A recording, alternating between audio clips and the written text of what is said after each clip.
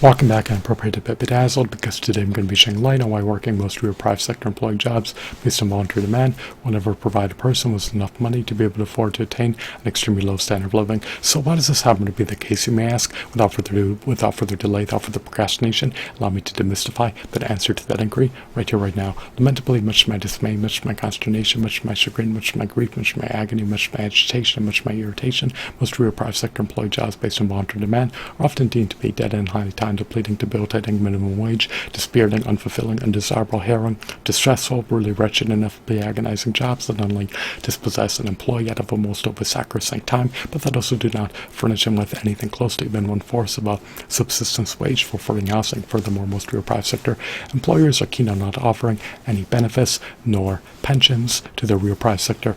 employees. Moreover, almost all the profits that companies generate are reserved for their shareholders, executives, and external directors.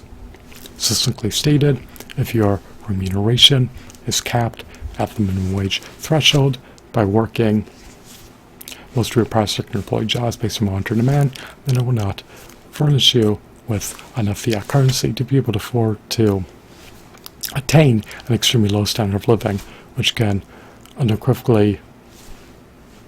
bear sizable costs. The total cost to attain an extremely low standard of living is outside the parameters of the pay grade of an employee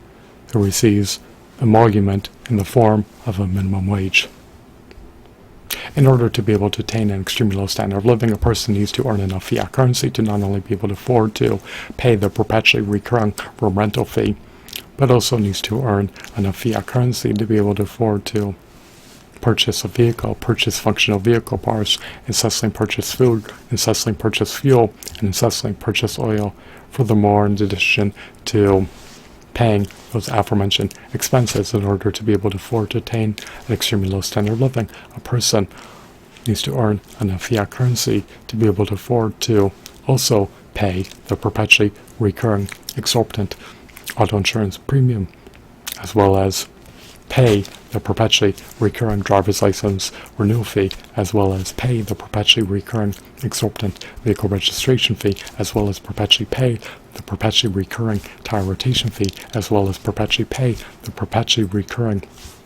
internet subscription service fee, as well as perpetually pay the perpetually recurring smartphone subscription service fee. So while you can cover some of the aforementioned costs that are subsumed under the attainment of an extremely low standard of living, if you work most real private sector employee jobs based on voluntary demand, you will not be able to cover all the costs as an aggregate that are associated with attainment of an extremely low standard of living. In order to be able to cover the cost of living